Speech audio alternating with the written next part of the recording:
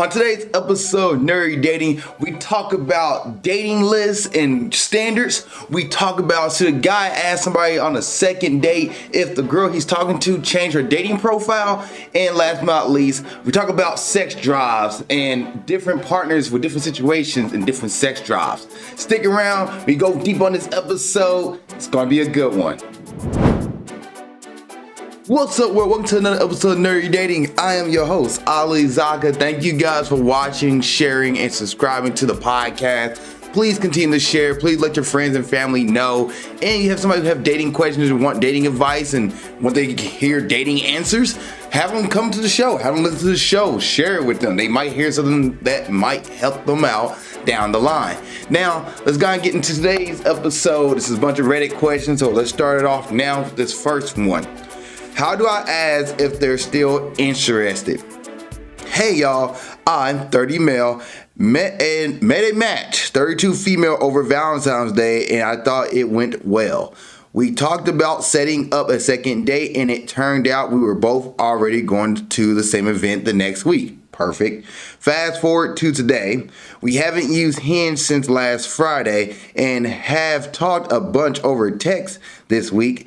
Today, I happened to catch up with a friend who just came from a date, so we were sharing what we've been up to, and when I opened my Hinge to show a picture, I noticed she had unmatched sometime in the last couple of hours.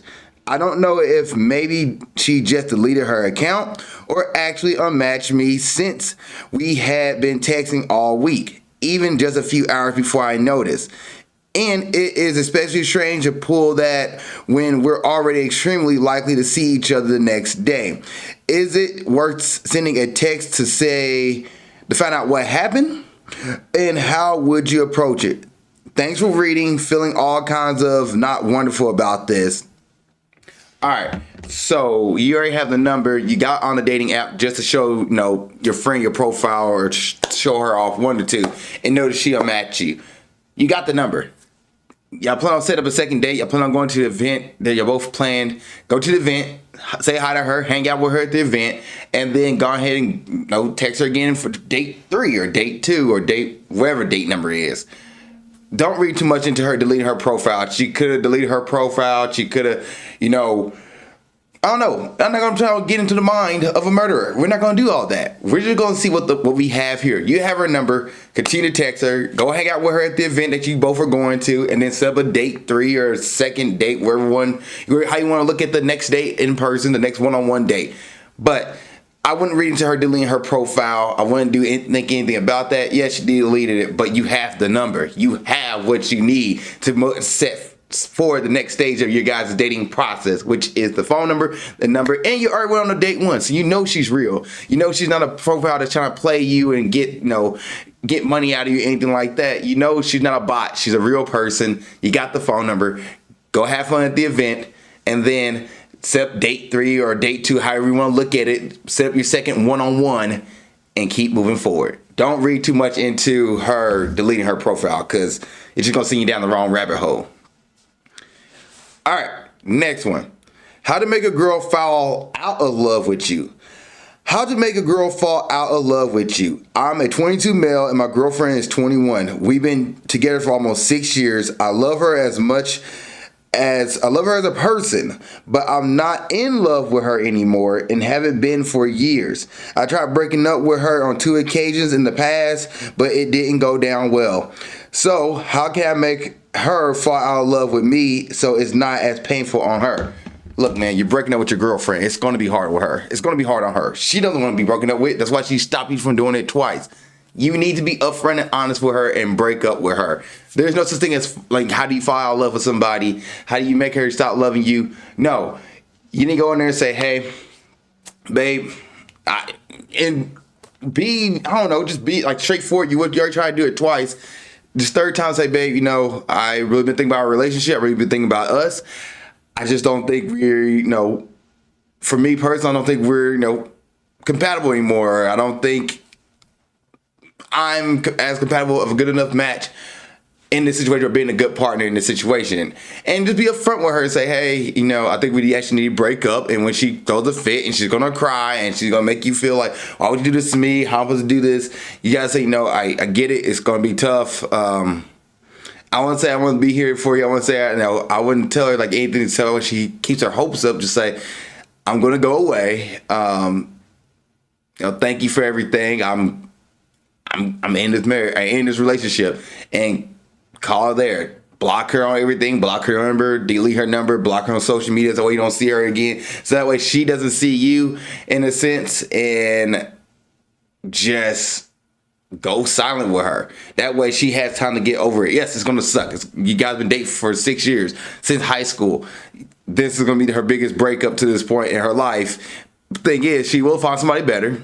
Well, yeah, I would say that. She will find somebody who's better for her. Not better, but better for her. And you're going to find somebody who's going to be better for you. So, yeah, end it. Just tear it off and go. Don't play the game on how to get her to fall in love with you, because that's going to make her feel more and more resentful to you, hate you, which you want somebody who be upfront and honest with you when they're going to break up with you. So have her break up with you and then like, hey, at least he broke up with me, versus dragging me through the mud and making me wonder and then make me feel sick of him. And I would say that's a lot of guys' problem. They need to break up when they feel like they don't need it, like they're not into it, and feel like they are, they're like, all right, I'm not into it. I'm going to see what else happened. Maybe there's a flighting feeling.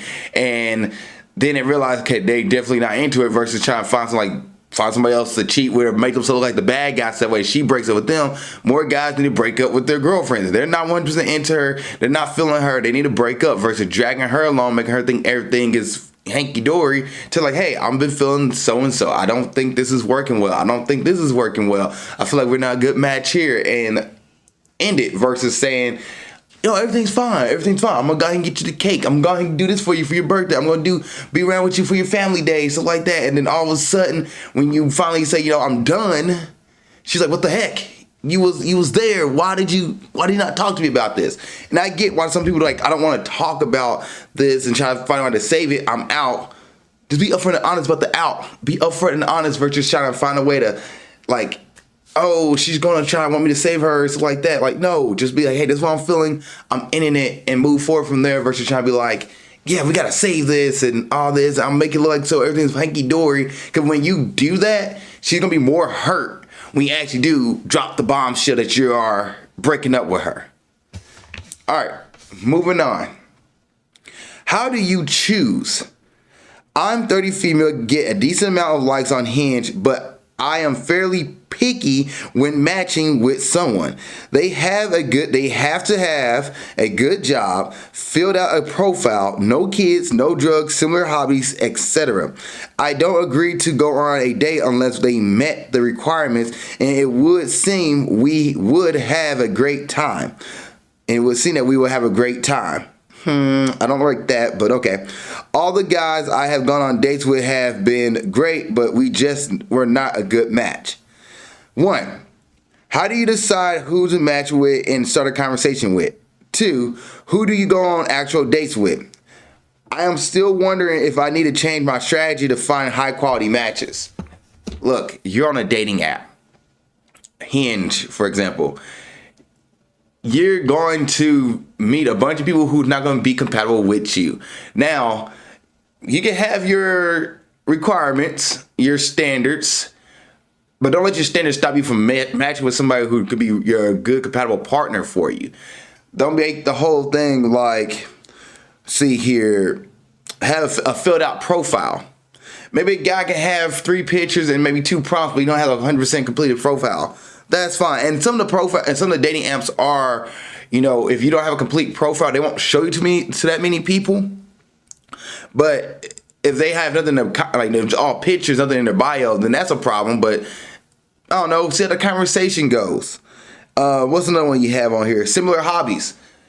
Look, your partner that you date might not have all the hobbies that you're going to have. And that's probably a good thing. You want to have a little bit of difference. You guys have different things to talk about and different things to explore about each other and learn about each other. So I wouldn't be like they have to match everything I do and put this whole check mark here. And you got to make sure and don't make somebody sit on your list and be like, they have to match 100 things on my list, because they don't match all the things on your list, but they are a good partner. You're going to miss out on a good person. So what you have to do here is think, okay, is the conversation going well? When you go on this date, because don't forget, this is your first date. It's not a date you're setting up to be like married. This is the first date where you're just getting to know somebody and see how you go from there. When you get to know them, talk to them in person, see how the conversation goes in person, see what you guys discuss, see you guys play off each other. Y'all talk about things, or y'all just quiet the whole date and not exchanging conversation. Those things, you can find somebody on your profile who matches everything you want to meet on their profile, but then you can't get to a conversation on the first date because they just are a dry talker. They don't want to talk to you, stuff like that. So because the profile shows one thing, but how the date goes, it could be a completely different thing. So don't hold yourself and lock yourself into all this criteria. Now, yes, you do want to find somebody who has important things, like, for example, we don't want to date somebody with kids. That's pretty important. Put that out there. Make that be known. Or you're looking for a long-term partner or a short-term partner, whatever you're looking for. Make that be known so people can make the decision whether or not they want to date you or not date you. It does go two ways. Take two to date, not just one person. But I do want to read some of the comments here, and let's see what people are saying. There's a bunch of everybody's just dropping a lot of like details in here. Nobody's from the original person. Just a bunch of people dropping like books, and I don't feel like reading a book. But I'm gonna go back to this. How do you decide who to match with and start a conversation with? One, are you attracted to them? Two, like, you have a little thing about the bio. Okay, cool. But then you gotta ask yourself, are you attracted to them? And if you say yes, and you want to get to know this person, and they reach out to you, or you reach out to them, talk about their profile, talk about something that's going on their bio, on their pictures, and see how the conversation goes. It's a good back and forth. Okay, about day 3 or day 4 on the dating app, try to set the date up if you want to make that first move. But it sounds like you might want them to make the first move, so let them make the first move. They try to reach out and say, hey, let's go on a date, and they set up a public place, go for it. 2, who do you actually go on dates with? Go on dates with people you're attracted to. Go on dates with people you're actually attracted to. Like, if you're attracted to this person, they have a good conversation with you, make the decision, go on the date. Once again, the date is just to get to know somebody. You're not sitting here trying to, plan out the next 30 years on the date 1. No, date 1 to see how do you feel? Did you have fun? Do you want to see this person again? And those answers are yes, yes, yes, then go on a second date. But sit there and be like, well, I have to meet somebody who's going to be the next person I married, or my future husband or future wife. It's just a lot of pressure on a first date, when the first date just to get to know somebody and go from there. The conversation on the dating app, see how the conversation goes. You guys are talking well, and then get in person, see how you guys match well in person, and then go from there. All right, next one. Am I the jerk for self-pleasuring when my partner is home with me? I come to realize over the last 4 years of my relationship, me, 29 male, has almost tripled the sex drive of my 31 female partner. It didn't start out like this, but it now is the norm. We have sex maybe 2 to 3 times a month, so let me know if I'm being dramatic. I'm 90% of the time the initiator, and usually reject it when I make advances. I have brought up my feelings in conversation about it. I've asked if there's something she doesn't like about me, or if there's something bothering her, but I get little to nothing to go off of. She says she's always loved it every time, but I don't get it. If you are crazy about it every time it happens, wouldn't you want it more? So after being tired of getting nowhere and hate initiating with the high likelihood of being rejected, I just increased the amount of self-pleasure I've been up to. Lately, she walked in on me while she was home and got super upset. She said it is disrespectful to her to do it while she's home. I asked, what am I supposed to do if I get the urge? And she said, I'm supposed to ignore it while she's home.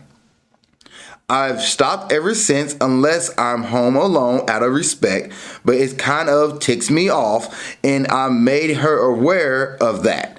Am I in the wrong here? Is it weird to do that when your partner is home? I don't get much alone time, so I usually pretty pent up. Do I need to seek help? So, are you the jerk? No, you're not the jerk for self-pleasuring yourself, especially when your partner doesn't want, rejects you.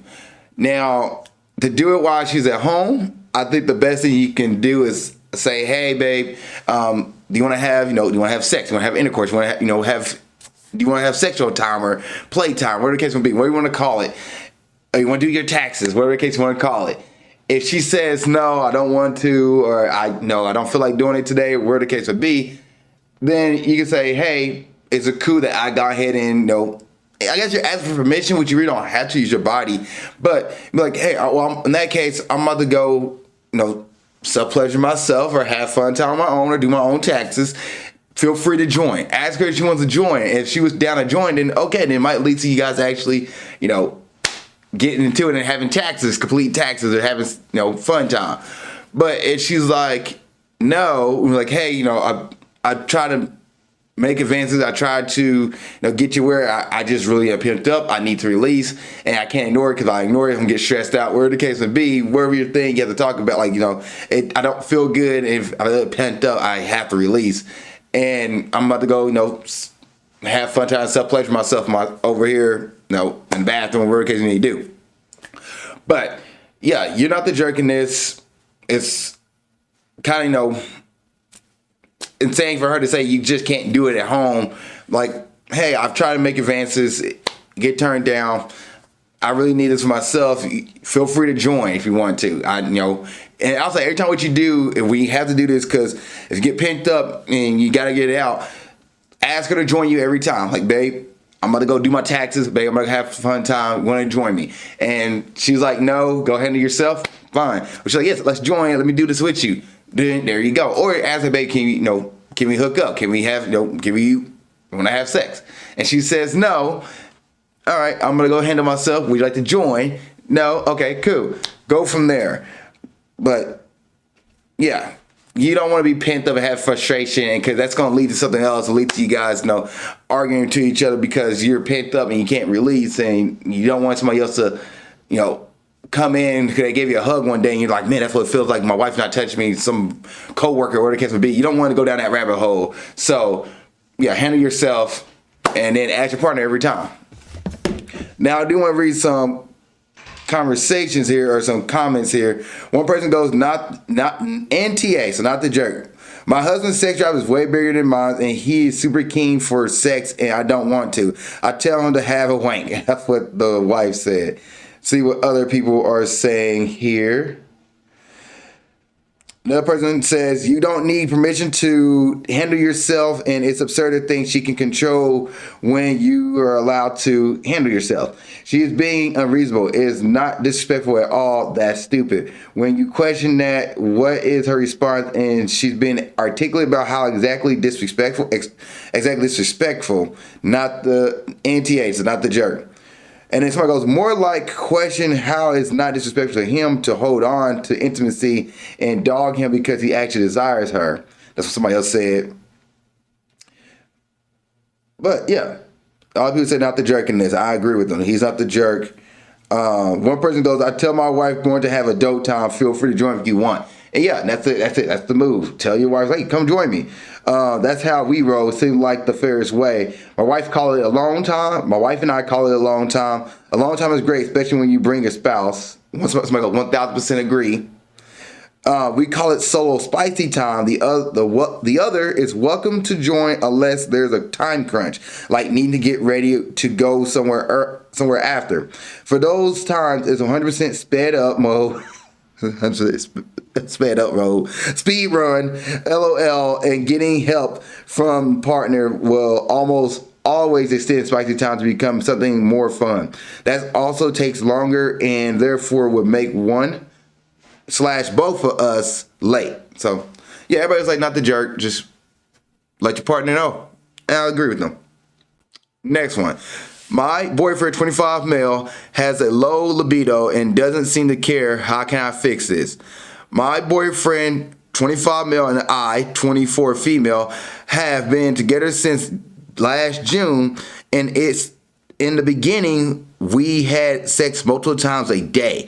About 3 months after that, it was like the honeymoon phase came to a full stop, and it's been every 2 weeks, maybe every week if I'm lucky.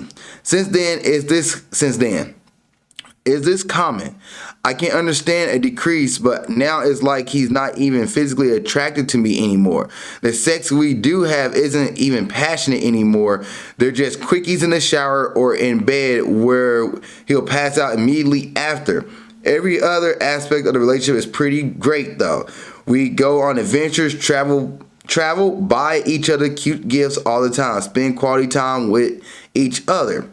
I can't think of anything that could have happened the past few months. He's not overweight, doesn't smoke, drink, not on any meds or even stressed out. He has a work from home job making well over 6 figures. I haven't gotten fat or anything. I've actually gotten more toned the past few months. When I confront him, which I tried to for months now, he doesn't really seem to care all that much. He just has a short of it is what it is attitude, and talks about how sex isn't everything when it comes to a relationship. I'm at a loss, man. I feel very gross and unwanted, not even from the lack of sex, but the lack of close intimacy. He doesn't even try to kiss or make out with me anymore. Okay. I'm curious though how every time it comes to sex, we always go to, am I not physically attractive anymore? And I'm not doing it anymore. Am I, is he, got a lot of stuff going on? Like he's saying he works from home, but he still have a stressful job, making over 100 grand. He's making 6 figures. He could be having a stressful job, but let's break this down. Sex will slow down in your relationship. It will go from being, you see somebody every day, the first couple of months, you're just, rabbits. And then a year, 2 years, 3 years, it is going to slow down. That's something that's going to slow down. It might not be every day like you guys was doing it, or 3 times a day is insane to me to think about. But like, what are you guys doing 3 times a day? Did you have time to do other things like breakfast, lunch, and dinner is when you guys are getting in?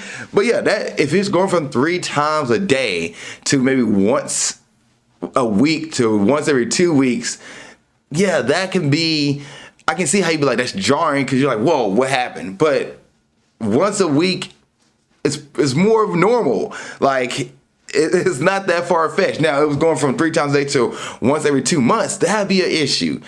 Now, let's flip it to his side. The intimacy thing, him not kissing you, those are things where I would be like, hey, can you cuddle me more? Or I would like to be cuddled. Just say, I would like to be cuddled more. I would like to be kissed more. You gotta put an eye turn when it comes to this. Don't try to get inside his mind and say what's going on, and it's nothing physical with you. Like, don't look at like, well, I haven't put on any weight. Like, no, it's not anything like that with you. I would just start asking, hey, I like to be kissed more. I really appreciate if you kiss me more. It turns me on when you kiss me more.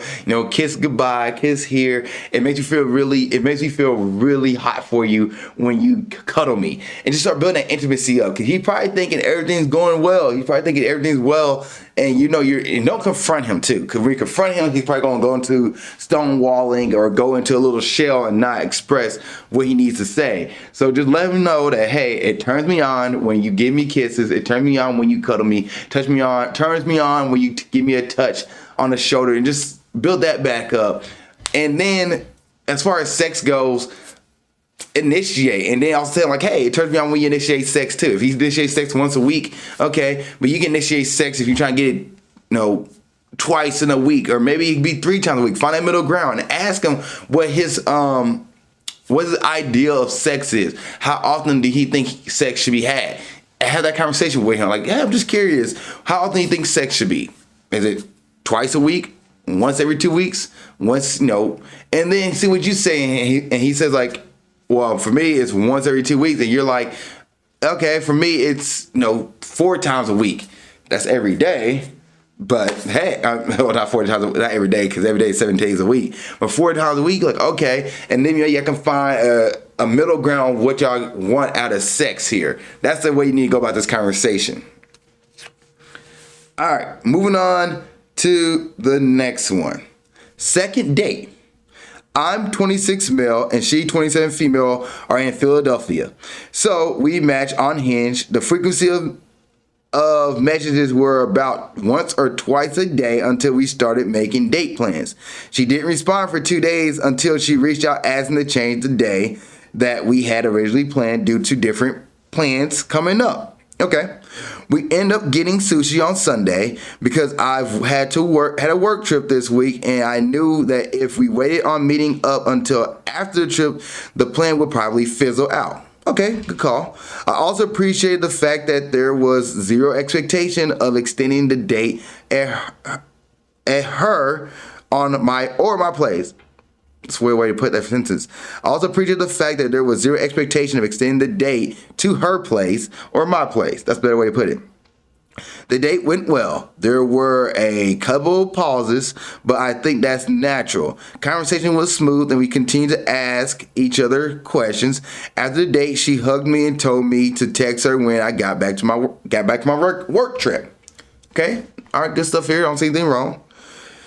I'm flying back tomorrow, but I texted her last night. I was feeling nervous that a prolonged period of time without communication would affect my chances of a second date. We also got into my head was that she changed her profile. Why we keep looking at the profile? Like, it's not a big thing, but it definitely affects my perception on how she viewed the first date. That said, thinking about second date, I had a couple of ideas, but I'm cautious of what to propose. We already had dinner, and I'm cautious of rushing and creating expectation of physical intimacy. She doesn't drink, so drinks are going out of the table, or going out. Oh, drinks and going out are off the table. I don't like the way he put that. There's an art museum in my city. She mentioned she loves the farmer's market. I'm cautious of another date that puts us on opposite sides of the table and make the atmosphere seem stiff. I feel like I have a better understanding of what to propose for a third date than a second date. There's a flower show at my city convention center starting March 1st. What should I be looking to plan for a second date, and what do women typically look for in a second date? Thanks. I'm just pretty nervous about making a mistake this time. Holy crap. Get out of your head, man. Get out of your head. Look, take her to the farmer's market. Let that be a date. You're coming back in town. Take her to the farmer's market. You guys can walk around. You guys can look at the different stuff in the farmer's market. She said she likes that. You can buy her flowers there. Like, do that. Something to just get you guys talking and get you guys to know more about each other. Yeah, you had a good first date. You thought you had a good first date. Cool beans. You went on a work trip. You've been gone for a week. You're now back. Hey, just curious to see if you want to go on a date. You know, how's the farmer's market this Saturday? Go get coffee. Or you don't even have to do, like, you can even go out if you want to. Because she doesn't drink doesn't mean she doesn't want to go out. So you can go out, get mocktails. You can buy mocktails that are not drinks full of alcohol. You can work with that.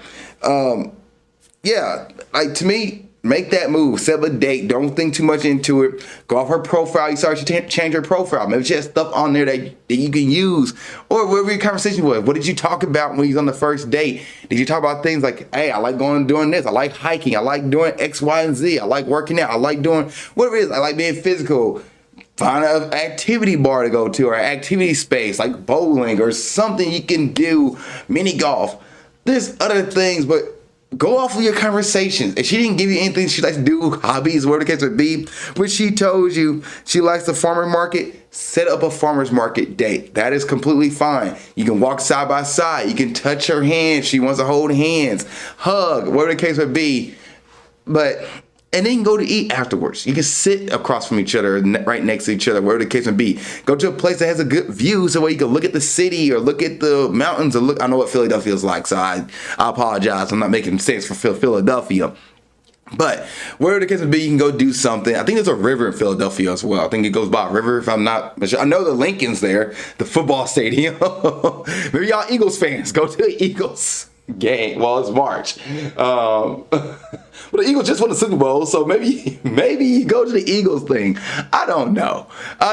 But just go on a second date. Set that farmer's market date up. You already have the idea there. Go for it. And then on March 1st, you want to go to, this is already coming out before after March 1st, but if you want to take her to the flower convention, go to the flower convention. But just go on a date. Don't put too much pressure on yourself. By you putting on too much pressure, you're going to make a mistake and you're going to like talk yourself out of this date. And don't be afraid to make mistakes. It's going to happen when it comes to dating. Don't be afraid to make mistakes. You'll find yourself matching with the right person or being compatible with the right person. You made a mistake and they're like, I'm still around. Yeah, you took me to the wrong place. I didn't enjoy that date, but heck, I still had fun with you. And that's how you want. You want to take somebody, if you go like, hey, this is my idea. It didn't work out. It actually went downhill quick as far as, let's say we go bowling and the bowling lanes got stuck. But at least you met somebody where you can have a conversation and bounce off ideas off each other and then leave that place and go somewhere else. There you go. So, yeah, set the second date up. Go for it. Go to the farmer's market. All right, thank you guys for watching this episode of Nerdy Dating. I appreciate y'all. Thank you guys for listening. See y'all next episode of Nerdy Dating and keep being awesome. Thank you for watching this episode of Nerdy Dating. I really appreciate it. If there's another episode you want to watch, you can look at it right there. If you want to subscribe to the page and watch more content, it's down here. Also, you have a question about dating, you want to put it in the comment section, go ahead and do it. Or you can send me your dating question to my email of alizakkanerdydating@gmail.com. That's alizakkanerdydating@gmail.com. And I will answer your question on the next episode of Nerdy Dating. Thank you so much for watching the show. I appreciate you and keep being awesome.